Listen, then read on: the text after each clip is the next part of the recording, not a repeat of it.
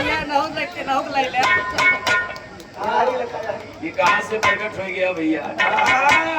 यदि हमारे समाज के सेवक हैं ये श्रवण कुमार पाल और पशुपालन विभाग से जो है श्रवण कुमार पाल ये दियरस से चल के आए हैं। हमारी जन कहूँ बाहर रहता है, अच्छा बम्बई रहते हैं, तब मिठाई उठाई लेके आई ना। बधाई हो आपको। हमारे सभी साथियों को सम्मानित कर रहे हैं और अंग वस्त्र दे करके सभी को सम्मानित कर रहे हैं। मिठाई भी है साथ में। अभी हम कार्यक्रम बंद होगा तो आप लोगों को खिलाएंगे श्रोता बंधुओं को। और 501 रुपए का सम्मान आया भैया की तरफ से, बहुत बहुत धन्यवाद है।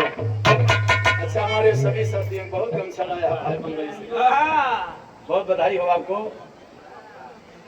जल्दी जल्दी पहना दीजिए सबको, बहुत है।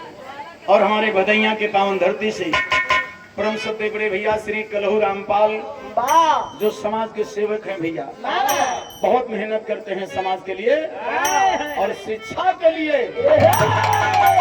इनका एक कहना रहता है कि भाई समाज के कोई लड़का वंचित न रहे शिक्षा से, सभी को दिशा निर्देश देते रहते हैं और पढ़ाई कराने के लिए बाबूजी